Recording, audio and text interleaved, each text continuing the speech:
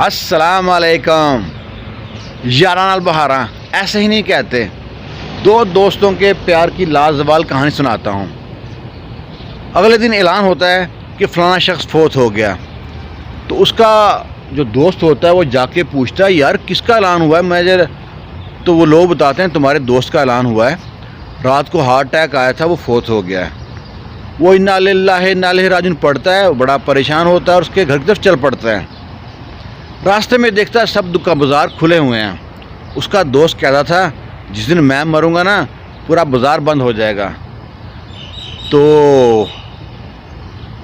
کیونکہ وہ لوگوں میں بڑا مدد کرنے والا بندہ تھا، لوگوں کا حال چال پوچھنے والا بندہ تھا، تو اس کو تعجب تب ہوا جب آگے جا کے دیکھا اس کے بھائی کی دکان تھی دودھ دہی کی، وہ بھی کھلی ہوئی ہے۔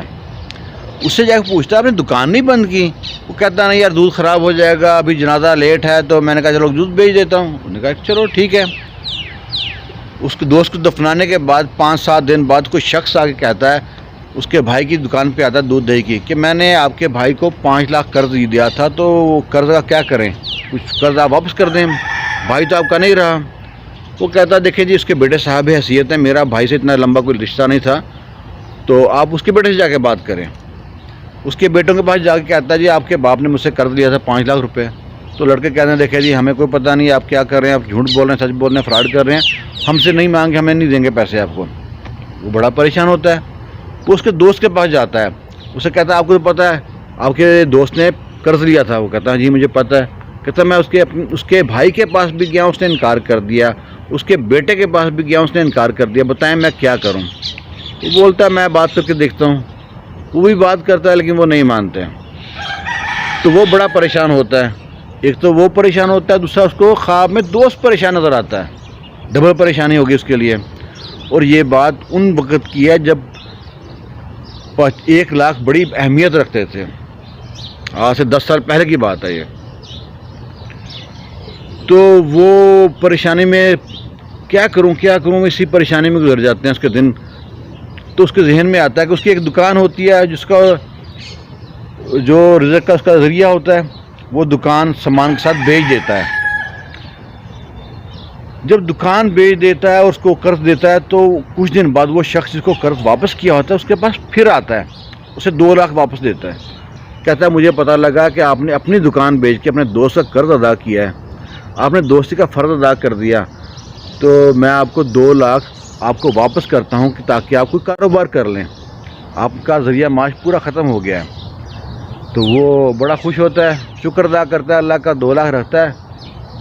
اور وہ آدمی جا کر نا اپنے تاجر دوستوں کو بتاتا ہے کہ یار فلانا شخص تھا، اس کے بیٹے نے بھی قرض دینے سے ادا کرنے سے منع کر دیا، اس کے بھائی نے بھی قرض ادا کرنے سے منع کر دیا، اس کا ایک دوست تھا اس نے اپنی دکان بیچ کے سارا قرض ادا کیا ہے۔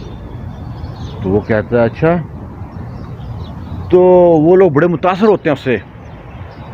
2-4 دن بعد اس شخص کو فون آتا ہے کہ ہماری فلانی جگہ پہ ایک دکان ہے، ہم چاہتے ہیں وہ دکان آپ چلائیں اور اس کا کرایہ کوئی نہیں ہے۔ وہ اللہ کا شکر ادا کرتا ہے، وہ دکان میں جاتا ہے، دکان کی صفائی وغیرہ کر رہا ہوتا ہے۔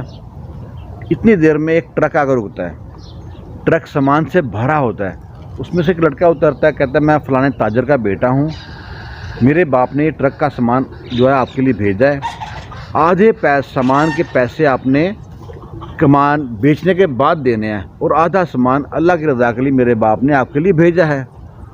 وہ اللہ کا شکر ادا کرتا ہے۔ دیکھیں جی دوست نے دوستی کا فرض ادا کر دیا، اس کے بعد انسانیت زندہ ہو گئی۔ اور اللہ کی ذات کہتی ہے نا 1 نیکی کر 10 گنا میں دوں گا۔ تو ہم لوگ جو ہوتے ہیں صبر نہیں کر جلدی کر دیتے ہیں۔ آج وہ شخص جو ان سے ایک مارکیٹ کا مالک ہے، وہ 5-7 لاکھ روپے جو ان سے ہے نا وہ صرف زکوٰۃ دیتا ہے، اور جو اس کی اصل ہوگی آپ خود سوچ لیں وہ کتنا امیر ہوگا اس وقت، اور سارا صرف ایک دوست کی مدد سے۔ تو جہاں پہ سارے رشتے ختم ہو جاتے ہیں وہاں دوستی کا رشتہ زندہ رہتا ہے۔ دوستوں سے ملتے ملاتے رہیے، ان سے حال احوال پوچھتے رہیے۔ دوست یہ ہیں کیونکہ اولاد لوگ حیثیت پوچھتے ہیں، اولاد وصیت پوچھتی ہے، دوست یہ جو دل کا حالہ کو پوچھتا ہے۔ ٹھیک ہے جی، کہانی کیسی لگی دعا میں یاد رکھنا۔ اللہ حافظ۔